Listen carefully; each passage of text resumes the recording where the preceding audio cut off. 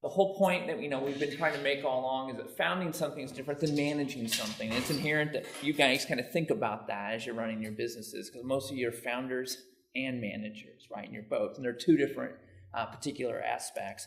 Remember the founder we talked about, keeper of the company story. The idea is to found that story, make sure you're telling the story, and make sure everything in the company is in alignment with that story, right? That's where strong company cultures actually come from. So we did our exercise here. Remember, we're in part one. We kind of worked on this piece, but we're still on the idea today. We're actually going to be working on taking this kind of core idea that you've got and actually putting a form to it, because by making that choice, you actually determine many things, such as where you should be spending your time, the type of risk you'll be exposed to, and ultimately even the rewards you may even be applicable toward. So today we're going to look at that. We'll actually conclude by getting you starting on the homework, which is going to be starting to think about what your core company values actually are. Those 5 or 6 things that are extraordinarily important to you that you'd almost rather close the business over rather than violate. All right, the things that extend the company story out in terms of what it is you believe a little bit further. So when we get that done, we'll actually have that second part actually railed out. Then as next month, I think we get together, we'll practice that, writing our values with each other and get that down. And then we'll come back next month and actually try to turn those values actually into physical practices. So that's kind of where we're headed, just so everyone kind of has context again, since it's been a little while since we were there. So we've got our exercise here for today, and we'll have one worksheet here for this afternoon as well. One thing before we go on, I don't know if you saw this, but this was just on Nat Geo's website this week. And this was the headline for the story. But remember, we're always talking about all products tell a story and how important that story is. More important than the product itself many times. So here was the headline: Pro-environment light bulb labeling turns off conservatives, study finds. They actually took identical light bulbs and put them in stores, big box retailers and Home Depots all across the country as an experiment. And they put one in a package which just said light bulb, and the other one they touted up the pro-environment capabilities of the light bulb. Same light bulb, right? Different packaging. And the neat thing it is, when they got someone to go to the kiosk and get one, they would stop with their clipboards and say, hey, can I ask you a few questions? Your name, your age, right? They took gender down. And your political bias. Do you tend to be conservative? Thanks.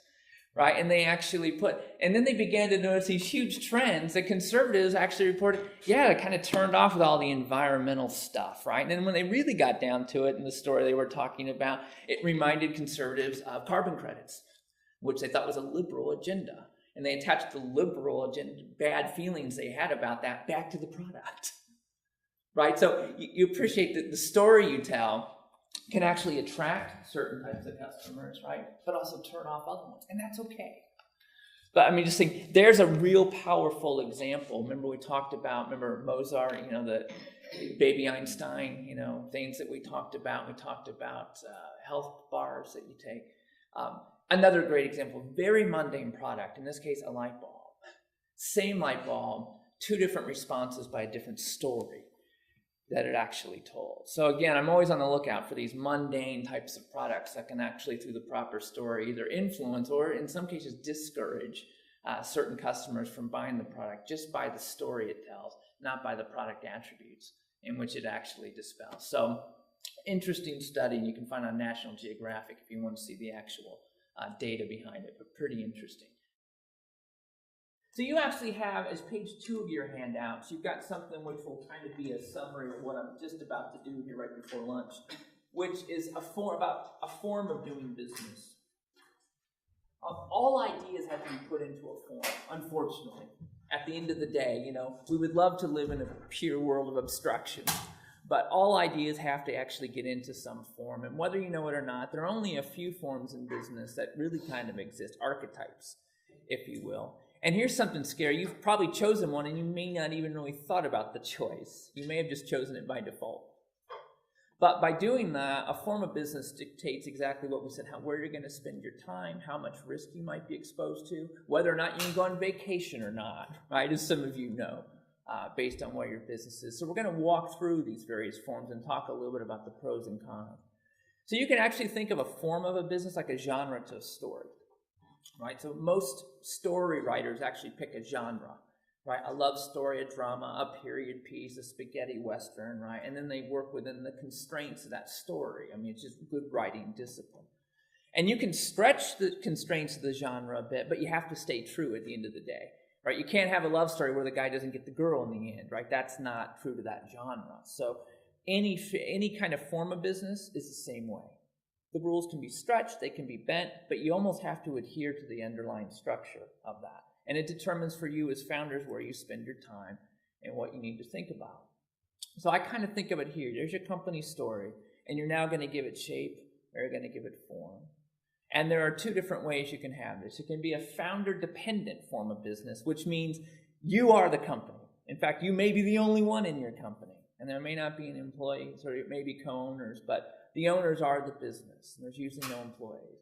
The rule here is if you leave and go on vacation, the business leaves and goes on vacation, right? There's no office humming back at the office, right? There may not even be any office. So there are two basic forms of what I call kind of a founder-dependent business. You've got the hustle business, which is the labor person. And you've got the other idea, which is the proprietary assets, which is the idea person. So these are two completely different kinds of businesses that have two different kind of ways of going about how they do things. A hustle business is just how it sounds, right? The sales you get or whatever you go out and hustle for that particular day. And the thing that's kind of unique about a hustle business is on no given day will you probably ever blow up. The whole thing will probably just never go to pot on any single given day. But also, you're never ever going to get totally rich on any one day either, are you?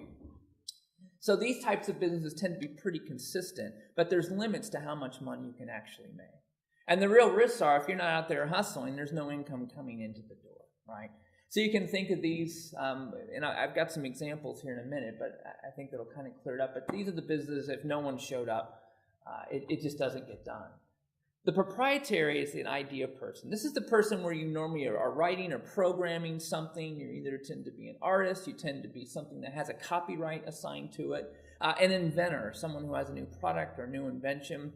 You're trying to sell an idea, not your labor.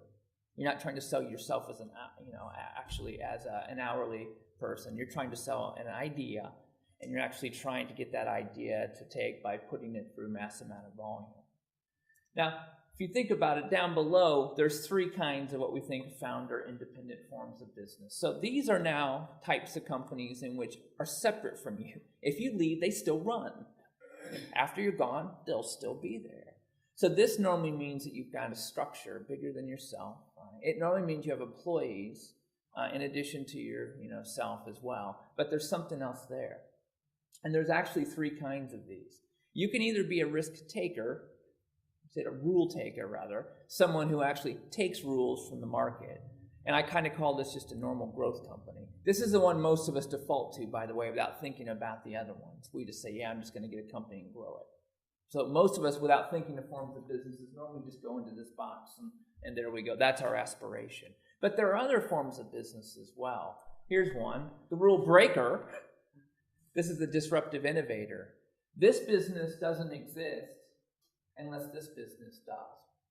And so for those of you who've chosen this one, you've got to know that this business is the thing always coming after you, right? So it's important if you choose one of these to know that the other exists and understand the rules of the game, because the one couldn't disrupt what doesn't already exist. And we'll talk about that relationship in a minute. So some of these forms actually exist only because the others exist. And if they didn't exist, they couldn't exist. The last one's a little bit different. This is actually the rule maker. So sometimes we call this a small giant. These are companies that elect not to use growth as the only metric or the way they look at the world. They choose other values that are much more important. It tends to be an innovative culture. It tends to be a unique set of values. It tends to be a belief or philosophy that the founder actually wants to promote. So they're not just worried about size for the sake of size. They're not worried about grow or die. That's not their attitude. They're choosing really the opposite mantra of these guys. So growth company, right, is usually just going for size, geographic scale, size, existing markets with existing customers in a proven market, right? I mean, that is usually what we're looking for here. What makes this different here, the rule breaker here? This is actually going in and offering a completely different value innovation than these guys. So hence why they have to exist. So whatever the value innovation is up here, they're offering something that's completely different. So if you had to kind of start putting some single words to this and what you concentrate your time on, a hustle business, it's really all about your reputation because you are the business. Right? It's about your integrity. It's about you doing what it is you say. It's about your own persuasiveness and your ability to self-manage yourself. So if you're going to spend a lot of time, and that's where you're actually at, a founder-dependent business as a hustle person, selling your labor out, what would I do? Well, I would read the Peter Drucker article, Managing Oneself, if you can get your hands on it. It's a fantastic way of understanding that. I'd probably read the book Persuasion by Robert Cialdini, Influence. I would really think about you are the business, and nothing's more sacred than your reputation on that particular piece. That's what it's really all about. On the flip side over here, idea person, it's all about the assets, either that you own, either that you create, or you have access to. Right? So it's all about particular assets in which you've actually got. So I want to actually just compare just for a minute the hustle business and the proprietary asset business for a second, because a lot of people don't think about this. These are completely different risk-based entities. And the kind of risk that you're actually exposed to is actually different from each of these. So if you think about a labor person, if you're a labor person, a hustle person, right, you're selling your labor, your hourly output to somebody. And what do you know about your hourly, available rate? It's what?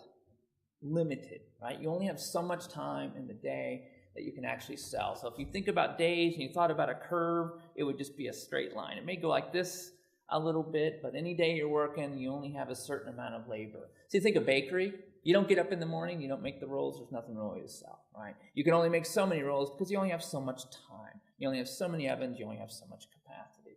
Dentist, every day, you go in, you grind teeth, right? There's only so many teeth you can actually grind, in a given day. You're never going to blow up in any given day, right? The business isn't going to, but also at the same time, you're never going to get rich in a single day. You will get maybe a nice net worth over time, but you're limited by the labor that you've actually got. Hair salons, right? Anything that's client-oriented tends to be, a labor person. Here, small restaurant, you're limited by the number of tables you have, right? Number of hours that you've got and the location that you actually have. So these are hustle businesses. They tend to be the rule of the average, right? At the end of the day. No day is going to make you, rich. No day is going to totally put you out of business, right? It tends to everything just kind of fluctuates around averages. The market will actually determine how much you ultimately kind of make, and whatever you take home is just going to be determined by what the mean is. Every market's a little bit different, so the means may be different, but that's the rule. Now, an idea person, completely different. And the risks that you take are completely different as well. So here's David Sedaris. Anyone know David Sedaris? Writer, a lot on NPR, a lot. Makes millions of dollars going around just reading his books, right? Doesn't memorize them. He just reads them to people, and people show up in droves. He's a rock star of the literary world. Very, very, very funny guy. Now, an idea person, right, they're actually something that's scalable. Instead of a straight line on every day, there are certain days you make nothing. In fact, many days you make nothing. And then all of a sudden you be David Sedaris, right? The line goes like this. You wrote one book, you sold 14 million copies of it, right, overnight. So there are days which you can't blow up, and there are days which you can get rich, right? In fact, I love this. He wrote this in my friend's book, an autograph sign. It says, to Sparky, thanks for making me rich, David Sedaris, right? It's exactly right. I mean, that's a perfect example of an idea business. Here's another person in the idea business, a formerly single mother trying to make ends meet. Did pretty well for herself. Who is it? J.K. Rowling, right? Here's another great an idea-based business. Write one book, sell 14 million copies, right? It's a very different risk profile. Here's the problem with the idea person. This is why I could never get inventors to actually understand. Scale-up professions like this are only good if you're successful, right? Because the inequalities tend to be monstrous. Almost all of the rewards are inequitable, at really no fault of your own. You're either, the winner or the loser. And there tends to be winner-take-all effect in these. There'll be 30,000 new books published this year, and we saw 2 authors on that. The top 20 books will represent 80% of all the sales. The top 20 books, 80%. of all the sale units that actually go out of 30,000 units. So an idea, business tends to be either giants, right, or dwarves. There tends to be no in-betweens. There's no average. There are just mass inequalities. There's big and there's tiny. And there's almost nothing in between. The pie is actually divided up, in fact, and winner takes all type of mentality. So these are two different risks. So when people talk about risk in business, it depends upon the form of business that you've chosen, right? There is no one risk. There are different kinds of risk. And if you're a founder-dependent proprietor, above that line, the kind of business model you chose inherently tells you the type of risks that you're actually going to face. So those are the top. If you're thinking about the bottom, these are the ones I want to spend some time on, because these assume that most of you are going to try to grow your business, and most of you already have employees. In fact, raise your hand if you do have employees already. See, most of you are already past that threshold. You're trying to work down here in this space. So I want to spend just a minute down here and give you the ideas about exactly what these form of businesses entail, because it tells you where you should be spending time. So the first one, the rule taker, the growth company. This is all about better. Better products for better customers, right, in existing markets. It always involves size and scale in order to get costs down. So there's a lot of economies in scale and so forth. But the whole rule is just better, continuous improvement and so forth. Think about what Cummins does every day. Six Sigma, just Six Sigmas. Get better, better, better. Reduce particulate matter, improve quality, just get it better. Measure it, get everything closer to the Y variable, just get better. I mean, that's what growth businesses are, and that's what they exactly have to do. That's the mantra, better. What do I need today? Better. What do I need tomorrow? Even better, right? That's the whole crux of it. Now, the rule breaker is different, right?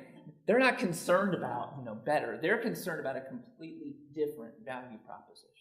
So you always know a disruptive innovator, a rule breaker, because they can say, yeah, well, Cummins building engines. We build warp drives, right? Completely different value proposition. Faster, cheaper, more convenient, right? So they're always about something that's different than what the existing company is actually doing. So if you know what the difference is, then chances are disruptive innovator. I'm going to show you exactly, there's actually a formula for that, and I'll show you what that is. And then the rule maker, this is about a business that, I said, eschews growth for the sake of size. They don't believe grow or die. In fact, they believe that there are other things that are much more important than just growth.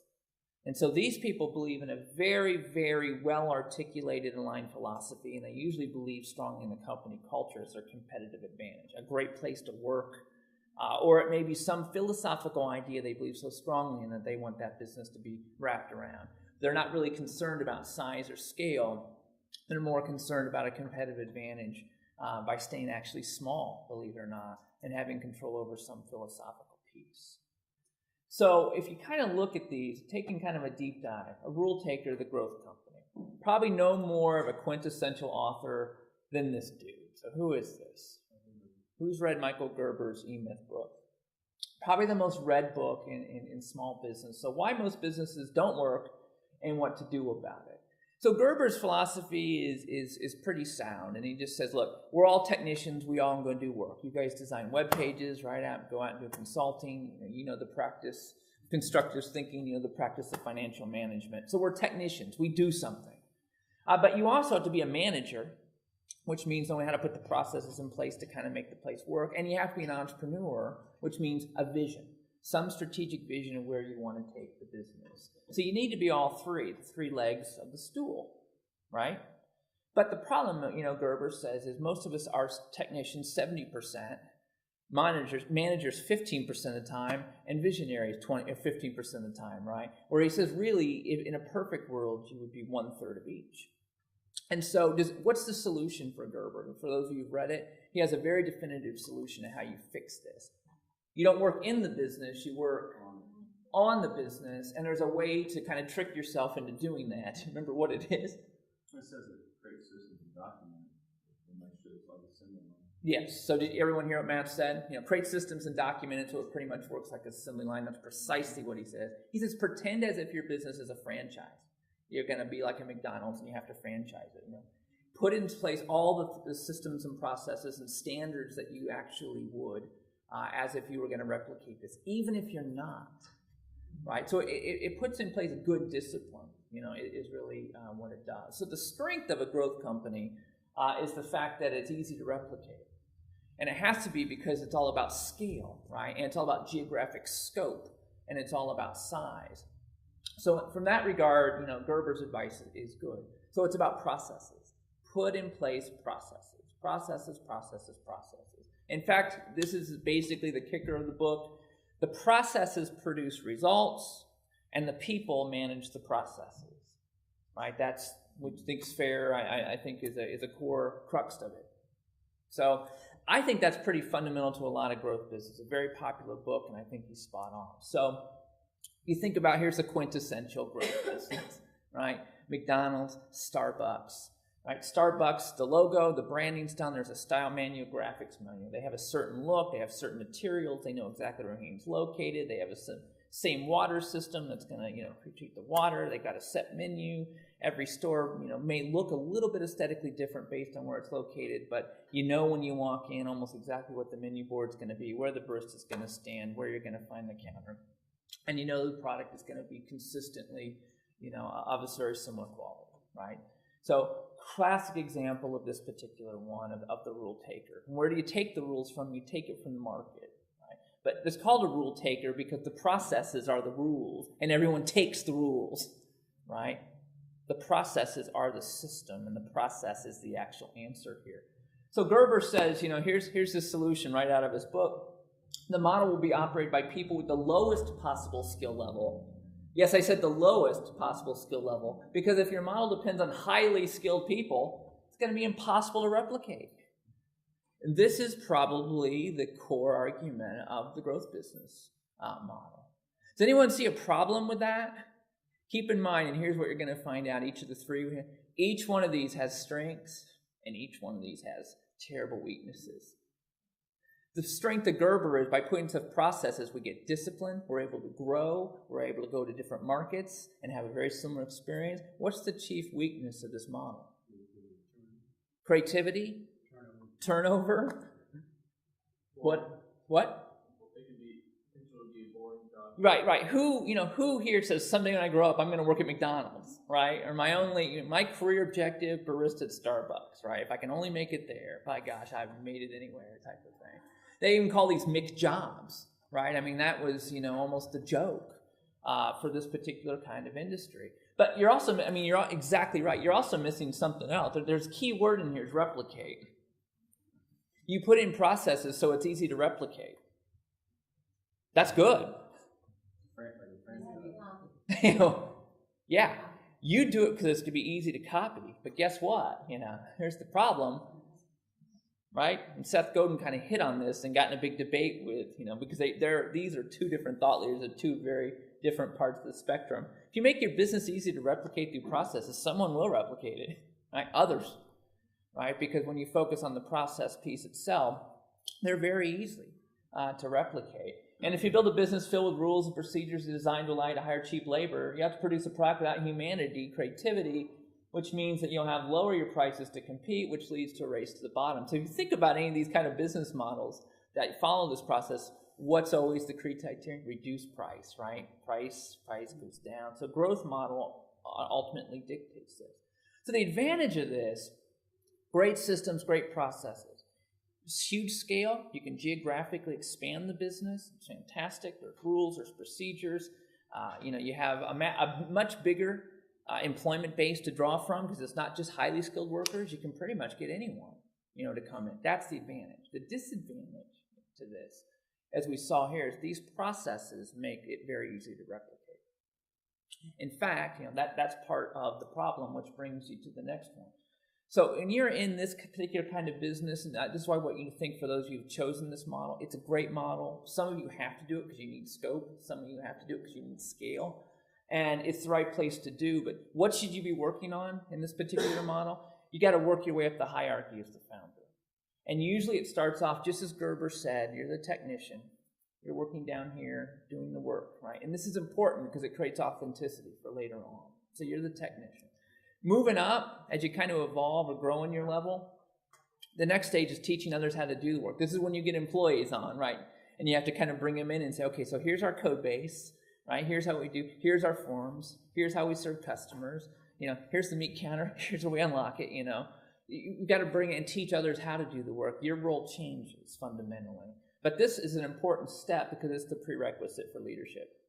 Because if you can teach people to do the job, you're halfway there toward really the lessons of leadership and what leadership is really about.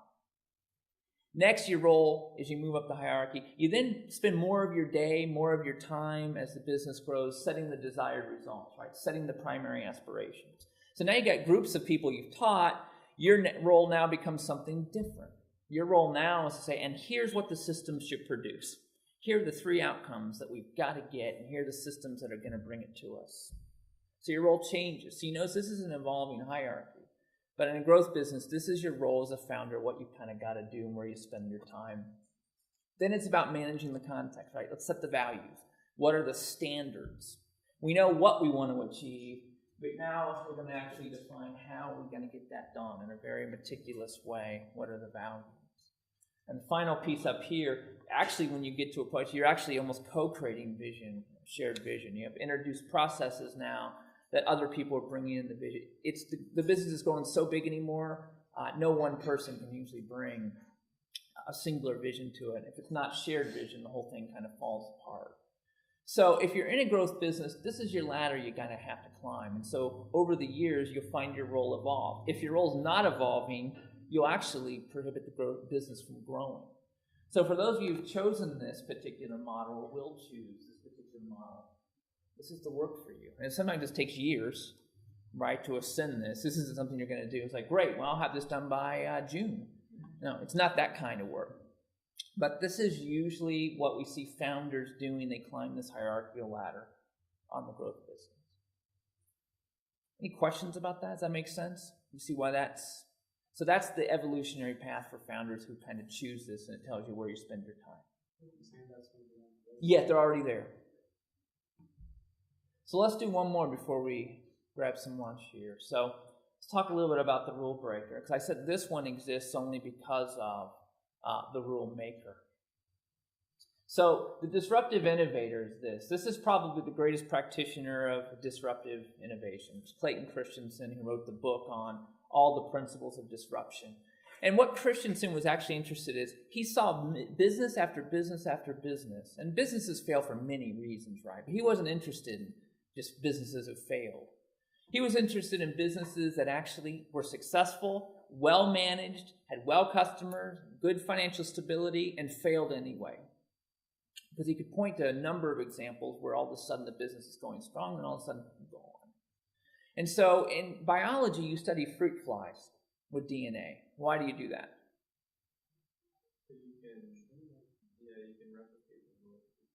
Yeah, 24 to 48 hours, they're dead and you have a new generation, right? So it's a very, very quick way to look at processes.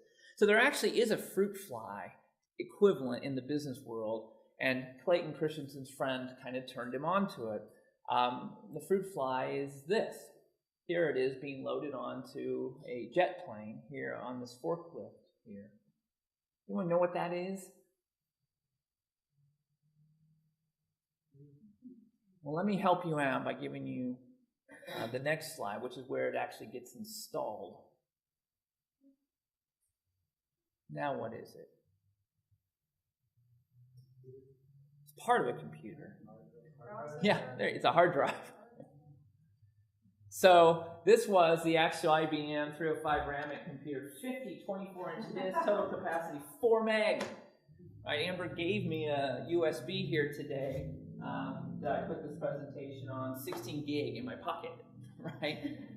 So the disk drive industry was an interesting way because it had a lot of geeks in it that it literally documented every manufacturer since the beginning of where the disk drive industry actually came up. So it was a ton of data for Christensen to look at. And what he was just floored about time and time and time again is that the next technology of disks, the leader never made it to the next jump, ever. Even though they had all the technological capability to do it. It's almost as if he said they didn't want to do it. In fact, that's almost exactly the answer.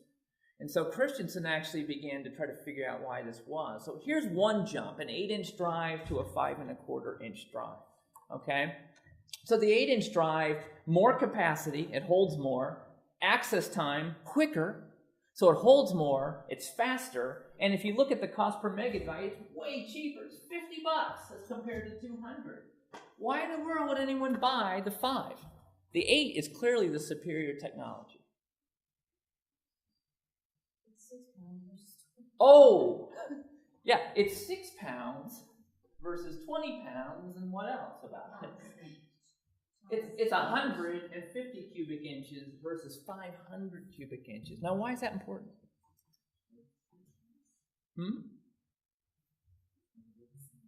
This was the jump from the desktop to the laptop. The size is important because it was the first time they would actually make a technology like this portable, something that you could take with you. Now, who would have thought that people would actually pay more for a megabyte than less for a megabyte? No one in the industry, obviously. So this is why almost every 8-inch drive manufacturer never made the jump to the 5. The 5s never went to the 3s. The 3s never went to flash memory. The flash memory, they never ever made it because it's totally counterintuitive. The reason why is we as customers, you and I, what we wanted, our standard that we actually judge, markets by changed. Where we wanted size and we wanted speed, all of a sudden convenience became more important.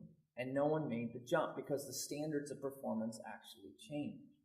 So this is what kind of Clayton Christensen found out. And this happens in every industry, whether you know it or not. It's happening in your industry right now. I mean, some of you know that. Some of you might be thinking, really, is it? It is. Trust me. So it's not just disc manufacturers, right? And we're not talking about technology, just bright, shiny things or iPods or iPads. This happens in almost anything. And when they say technology, they mean any process of transforming something into something else. That's a technology. And that's all you and I do as business people, is transform one thing into something else. So the speed of this is actually increasing as well, as we know. So Andy Grove actually asked Clayton Christensen to come in. Andy Grove's with Intel. So I want you to come in and explain your theory to my board. And the board meeting got way over time. They didn't have much time left. And they brought Christensen in and said, look, we have 15 minutes. Tell us your theory. And he told them the theory and what it meant for Intel. Basically meant Intel was toast if they didn't realize what the theory meant and actually change. So does anyone know what Intel did? They had the Pentium processor. They were at the high end. And does anyone know what strategy it ultimately saved Intel? Because it was Christensen's advice that saved them. Does anyone know what they did? Yeah, they came out with two ideas. A, they went to the dual, so they went up higher on the thing, but then they also went lower with, remember the product name? If you don't buy a Pentium, you get a Axiom. You get one down. Remember the name of the processor they came out with? It was cheap. It was about half as much. It all of a sudden made. Yeah, I think it was a Core, but Core. The point is they came out with they disrupted themselves by actually introducing a chip that was half the price of the other chip. It had half the capabilities too. And so all of a sudden, if you notice, there was this moment where laptops used to be $2,000, and all of a sudden they went below $1,000. That's the shift they made. So they actually woke up Intel and took this advice, and this was the advice Clayton Christensen told them. He said, what we found is disruption shows in cases of well-managed firms, good management was the most powerful reason they failed to stay on top of their industries. Because they listened to their customers, because they invested in existing technologies, they never made the jump. And he told Intel that day, what this implies at a deeper level is many of what are now widely accepted principles of good management are in fact only situationally appropriate. So if you're a better company, a growth company, and someone comes in with a disruptive technology, what I'm saying is there's no way to manage your way out of that problem. And good management will actually only complicate the problem and make it worse, right? In Intel's situation, if they would have doubled down on the Pentium, there wouldn't be an Intel today. AMD and all the other providers would have eaten their lunch. So this is disruptive technology, and many of our industries have seen it. Tim Cooney will tell you about being disrupted 2 or 3 times. The printing industry is always in a state, right, of just perpetual, disruption. And so these particular businesses look something like this. There's basically 3 kinds of technology. This is a performance measure, and this is time. And all companies that are in the growth business get better over time. And usually at some point they actually overshoot what their customers actually want in terms of performance. It's either too costly, too much storage, too fast, and it exceeds our capacity or our willingness to pay for it. And as soon as a company gets better and better, it's called a sustaining technology, you create a vacuum in the market. One vacuum's down below, down here. Further you go up on better, all of a sudden you create this big vacuum down below. And this is actually known as a low-end disruption. You can actually think of Vanguard mutual funds, you can think of Nucor, Mini Mills, Dell Computer originally, Walmart. And what this is a really cheap business model, right? This makes it very hard for businesses up here who are selling high-priced products with a lot of overhead to compete, because I come into the market with a very low overhead, right? Priced at that particular price point. It's almost impossible for these companies up here to come down and meet my demand, right? Because they'd have to totally destroy the whole organization and start over. So that's one kind of disruption, and you and I have all seen that. Here's the other kind, because this is a scary one, because this is the one you don't see. An entrepreneur comes in and actually just comes up with a product that has a completely different measure of performance than the previous measure of performance the industry has always known is better. And when that happens, you've got a problem. You've actually got what they call a new market disruption, where they're actually competing as non-consumption, consumers that weren't even buying before. And the secret on the first axis up here is you think about some of these kind of groundbreaking innovations in these areas that totally changed it. This axis is normally about reliability, functionality, and better. This axis normally always competes on simplicity, convenience, customization. They bring something to the market that didn't exist before. And so this occurs over and over and over again. And this was the key. Remember our thing from Michael Gerber, processes?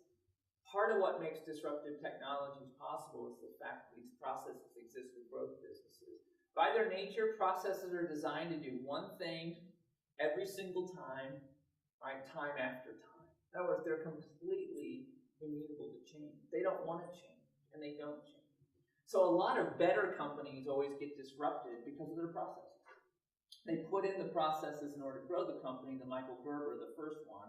And what actually ultimately unearths them in the end is the fact they're following these same processes because the whole standard of value changed. So it's important. Here's an illustrative example, because that was pretty theoretical, that last slide. Here's a great example of a little company up the road called Lilly, right? Now, Lilly was amazing in pork insulin, and a lot of folks know when you have insulin because of diabetic, they actually take this from pigs. But a lot of people are actually allergic to the impurities in pig insulin. And so this pork insulin is greatly improved by Lilly. In fact, look at this, 50,000 impure parts per million in 1925, 10 parts per million in 1980. So in 20 to 30 years, they took 50,000 impurities down to 10. That's fantastic. That's what you call better, right? Every day, better. Every year, better. And what defined better? Purity. That has always been the gold standard of insulin, purity. Now, while Lilly was spending $1.2 billion trying to get rid of this last 10 parts per million, which they were by going to synthetic humulin, is the product that they invented, $1.4 billion. There are two little Danes sitting over in Scandinavia in a garage, right, thinking, I don't think it's about purity at all. I think it's about different factor, convenience. And so they actually took a subpar insulin that was even less pure than Lilly's best insulin at the time, and they put it in little pens. And the nice thing about the pens is you had a little top, you actually had a dial, so you could actually change the administration of the dosage, and you had a needle, right? So it would actually be able to think. A lot of them, you can put timers on it, so people would remind people, it's time to take it. Timing's extremely important issue, especially with certain types of diabetes. So you could throw this in a pocket, you could throw it in a purse, you could clip very easily in a case. It's a very, very simple thing. The irony is with the Novo pen, as it was called, is that the insulin was less pure, technically, but people didn't care. Started buying it within only 5 years. Novo, which is now Novo Disc, they actually had 30% of the insulin market with little pens. Worse quality, right? But why? Why did they get 30% of the market? They compete on a completely different. So remember that other curve over here? This is classical disruption. While you're busy doing better, they're over here doing different. The key is, if you are going to be a rule breaker, you know the value proposition you're breaking, you can articulate it. That's how you know you're a disruptive innovator. Here's the question. For 50 years, greater impurity was always the successful formula. So what in Lilly's company history would ever cause culture-based assumptions ever to change, right? And they didn't. Only after they got disrupted. Now, they had their own pen today. You know why? They had to go and buy this little company over here, right? Now they have their own, pen. In fact, they're probably one of the leading providers of these pens. But it was an expensive lesson to put $1.4 billion into a product over here and then have to turn around and spend another several $1 billion to go buy that. Expensive lesson. That's classic disruption, right? And it happens to all industries, usually over time. But that is actually kind of what the rule breaker actually looks like. So I thought this was kind of interesting. Looking for industries or categories ripe for disruption, Steve Jobs always asked, who's making products more complicated than they should be? As soon as I read that Isaacson book, it's like that's, even though he never really called it disruption, that's exactly what disruption is. Find out who are making products a lot more complicated than they need to be and introduce a new value proposition to the mix. So last three, and we'll take a eat. So here's three examples. Minute Clinic. How many of you are familiar with Minute Clinics, right? Started in the Target area, Minneapolis, where they're headquartered. And what's unique about Minute Clinic? Help me. Walk in, it's fast. Yeah. And do you see a doctor? No doctor, right? Nurse practitioner, right? They have only can diagnose usually about 12, but it happens to be the 12 most commonly treated things like strep throat, ear infection, all the things that your kids get, like gangbusters all the time. No medical equipment or testing equipment, in the place. And they're usually located where? Within a big box store, within a pharmacy, right? Right next door. They can usually give you a pager. You can go shop. And when the prescription's ready, you come back. So this is called a value curve, which basically just means relative to the basis of competition as the company sees it, how they stack themselves up against, in this case, the black line's a typical doctor's office. So in Minute Clinics, their price, way below the industry. No doctors, no specialty equipment, low number of treatments, but where they decided to compete is availability, speed, right, and convenience. And you notice the curve, right? See that picture? So let's look at another one because you're going to probably see some different, some similarities here. Curves. There's an entrepreneur woman who made herself a billionaire with a very, very simple concept. It doesn't look much like your spa that you're used to, right? There's no weight room here necessarily. There's no swimming pool. There's no sauna. There's no, But who's been to a Curves? Anyone? What's pretty unique about this arrangement? Can you tell them how that works? You move in a circle and you all rotate. You go from machine to machine to machine. And usually about what amount of time? That I don't remember. Because a few minutes. Yeah, it's a very short abbreviated amount of time, isn't it? So kind of, that's kind of what it looks like. And they usually say, hey, you can get all the way around the circle in about 30 minutes right here. The nice thing about this, if you look at the value curve, in terms of a traditional health club, the price point is a lot lower. But the amenities are too. Like I said, there's no swimming pool. Don't ask where the sauna is. There's no racquetball court. Forget it. But those are really, really, really expensive things to build anyway, right? Just take them out of the mix. A lot less workout equipment at the place. Workout time, though, is a lot lower. Instructors, they really don't pride. There's some help there, but they don't pride themselves like the big, gyms do. So you lower payroll. But encouraging environment, non-threatening same-sex environment, convenience, right? In fact, if you look at the value curve, it's almost like it's the advantage of home exercise without all the cost of a major club, if you think about it. Because sometimes you just want that extra motivation of being around peers, get out of the house a little bit, right? But you don't necessarily want to pay the $200 a month for a full, suite on the LA gym. So it was a classical disruption thing that was introduced, and they're really easy, to kind of replicate. So notice the curve of the green versus the curve of the black. This is a classic disruption-based business, right? This is right up there, rule breaker. And then the last one, these are over in Japan. QB actually stands for Quick Beauty. I don't know much about the slogan, but it's just cut. That's it. Just cut. is what they actually say. Just so you know a little bit about Japanese culture, a haircut is normally a ritual. And it's normally the expectation in Japanese culture, it's an hour-long piece. I mean, it's a shave, right? It's the hot towels, it's a head massage, it's oils, it's like, cut the hair, right? So this entrepreneur has actually disrupted it based on speed. It goes against Japanese custom, but there's a huge market out here. There's a light up here you see in the upper right-hand corner. It's very important. You get a little bit better view up here. That's how long the wait is inside. So it actually goes from 0 minutes all the way up to red. So if you're busy, just fly right back. But if they have availabilities, you're instantly told where you're at here. They don't take any kind of appointments. There's no books. There's no one sitting up front. The only attendant you actually talk to is these machines right out front. They also have what they call a quick air wash system. This whole thing is designed with a big vacuum thing, so they can actually turn around this hygienically in as little as 2.5 minutes, just using a customized vac system that goes through the whole place. Again, you don't talk to an attendant. You just go up, you put your money into this little machine, and it gives you this little card. If you want the tip is actually built in. If you want to do it, it's asking you put percentage, puts on the card. You give the card to the person who cut your hair. When they get it, they turn those cards in at the end of the day to get their pay. Very simple, right? So if you think about Quick Beauty as compared to the average Japanese barbershop, much lower price, no reservation desk, no extra services, no range of treatments, but they're decided to compete on hygiene, time savings on waiting, time savings on the haircut, and their air wash system, which is a proprietary piece that they've got. Notice the curve.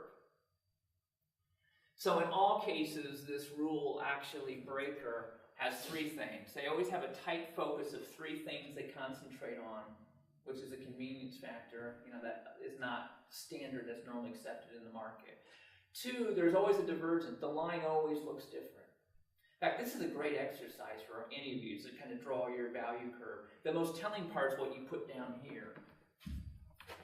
There's no answer to that. You come up with that. That's the whole exercise. Sometimes that's very hard for people. But what are the 5 or 6 things you compete on? And then how do you actually rank relative to the competition? It's a really great exercise called the value curve. But you notice all rule breakers, right? Their value curve, completely different. And then the last thing is you could actually sum up all those 3 with a compelling tagline. The strategy could be actually given in about 3 words or so. That's the what? Immutable idea. Minute Clinic, you're sick, we're quick.